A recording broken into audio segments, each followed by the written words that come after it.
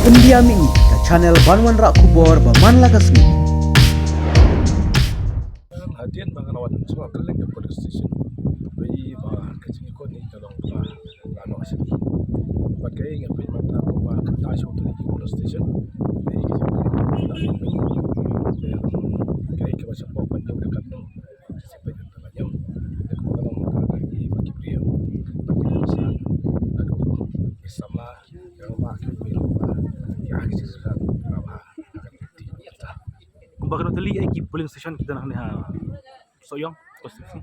Hasa yang kadang saup teli. Bisa tu kena nak saup-saup, bisa tu baru saup-saup tali pi kanya. Baru saup kemudian kita ni kita lihat kantor kita teli di police station. Dia kita lihat pada kalau bangkai kita ini lagi untuk ditambun. Bangkai kita tam kita kena semua jadi. Apa kalau tak mungkin apa bang job election. Hikum bakal pau mentah itu kan pau kalau mereka LPP pada LPP. Kalau kita melawan tim mereka sekolah suka terima.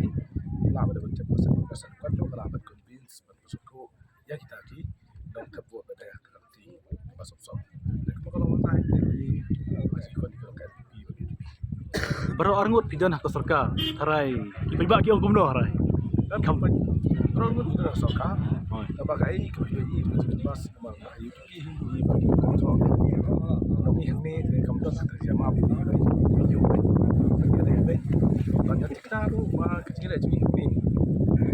Nah, kayak bagi kayak jejak permasalahan bagi jikelar hukum kamu sekarang. Ke kerja per saya wasap lagi nujar ajak apa ni cara ajak untuk lagi. Dan jadi per ajak apa kerja sedang ajak apa kalau ben komplain kalau agar ni election mentah nak ancon no kita jile baru balik betul tak kisah sama ini boy.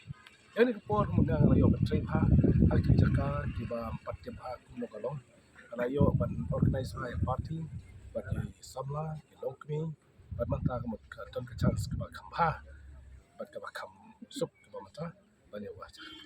Jadi general election kalau baik bermahir ya. Dekai ke donam ke jingin per apa pihak kun baru ba bob mau masya. Hot jodoh ke JPR Pak. Lekpor ba HDR ya leh.